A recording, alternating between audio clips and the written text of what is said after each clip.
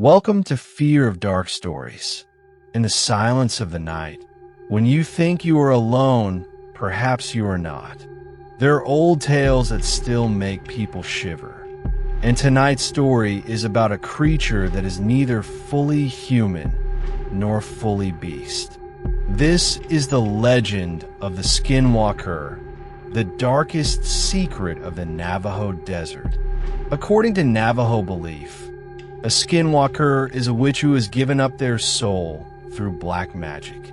They can abandon their human form and transform into any animal: a wolf, a fox, a crow, or sometimes a bird that cries eerily in the night.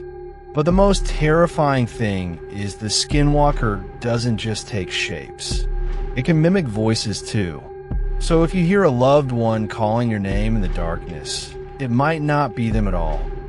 This story takes place in a small town in Arizona, where a family lived in an isolated desert farmhouse. Michael and his wife Sarah were raising their 2 children away from the city. At first, life seemed normal. Scorching heat during the day, chilling winds at night. But one evening, Michael noticed strange footprints around their home. They weren't animal tracks. They weren't human either. They looked halfway in between, as if something had started to change shape mid-step. Sarah dismissed it as coyotes, but Michael wasn't so sure. Days later, the children swore they heard someone outside calling them, using Michael's voice. But when Michael stepped out, he froze. In the moonlight stood a wolf. But this wolf was upright like a man, its glowing red eyes locked onto his.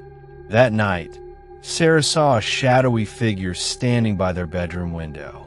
It looked like a man, but its face was twisted into something animal-like. And then it laughed, a laugh that was half human and half beast. One night, something clawed violently at their door. Michael grabbed his rifle and opened it, only to see the same creature. Its legs were human, but its head was that of a snarling wolf. It began stepping inside, slowly, deliberately. Michael fired. The shot echoed through the desert, but instead of falling, the creature only let out a distorted laugh. Sarah whispered that bullets couldn't kill a Skinwalker. Only sacred ash and Navajo rituals could drive it away. The final night was the worst. Michael heard his son's voice outside the window. "Daddy, please come outside. I'm scared." Shaking, he opened the door. And there, in the shadows, stood his son. But then, the boy's eyes began to glow.